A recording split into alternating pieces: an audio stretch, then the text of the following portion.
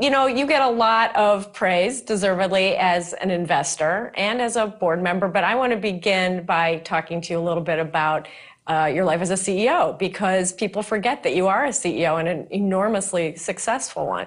So I thought I would begin by asking you about what makes a successful CEO, and particularly not just because you were successful, but because one thing I admire about you is that in your acquisitions, you know who is a successful CEO and you acquire the person as well as the business. Yeah. So what do you look for? Well, we have a kind of a special kind of business because it's been built on buying businesses. You know, we started with a textile business that was destined for failure 45 years ago. So Berkshire has been put together in a way that sort of fits me, but I also think it fits a successful business model. And I don't like committees. I don't like, you know, there are all kinds of things I don't like. So I get rid of them and create a model that I think will work, but that doesn't have the things in it that I don't like. And as we bought businesses over the years, and we now have 70-odd businesses, almost always the person who sells to me is the person who's going to be running it subsequently.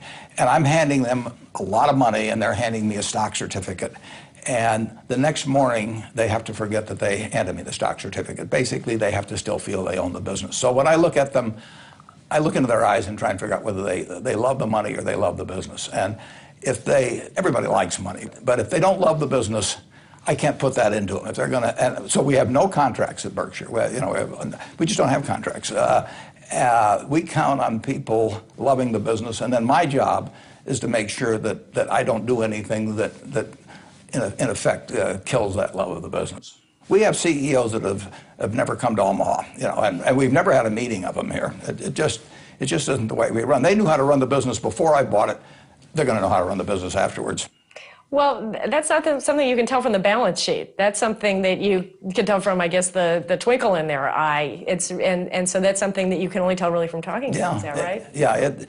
It really is. I mean, it's we've never bought a single company of these 70-some from an LBO operator. I mean, they don't love the business. I mean, it's a vehicle to buy today and sell, you know, many tomorrows from now. And they may dress up the accounting, and they may do, you know, leverage it up and that sort of thing. But they're thinking about, they have an exit strategy. We don't have an exit strategy. We have an entrance strategy, and that is it. Once, you know, it's like a Catholic marriage. It's going to last forever. Well, that brings me to, I think, one of the most interesting things about Berkshire, which is that you say, and this is just a stunning statistic, that most of your shareholders say they're going to hold your stock until they die, and then pass it on to their kids. And most of the CEOs I talk to, as I'm sure you know, complain that their investors have got the attention span of a mayfly. But they go out and select for that. I mean, if I were running a church and I had 500 seats in it, I would not be out trying to get people all the time to replace the people in the present seats. I would be trying to keep the people that are in those seats happy so they're back next Sunday and the Sunday thereafter. So we don't want to attract every investor. We want to attract people who look at Berkshire the same way they look at buying a farm or they buy an apartment house.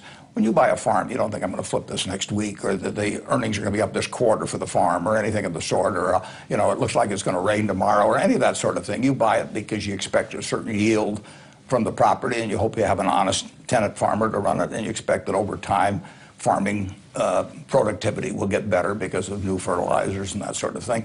And you have no idea of selling it. That's the kind of intent we want with the people that buy Berkshire, that they're buying into a business. It's like a partnership, and we regard it as a partnership. In a sense, it came out of a partnership because both my partner, Charlie Munger, and I, we had partnerships that owned the securities that were then distributed to our partners. And we don't look at those people out there as somebody who is to be pleased for this quarter or next quarter, or care whether we split the stock or increase a dividend or make rosy projections or anything.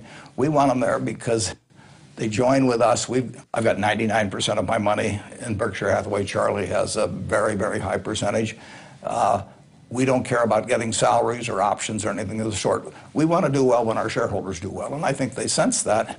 And our holding period is forever, so why shouldn't their holding period be forever? We want the shareholders to understand us.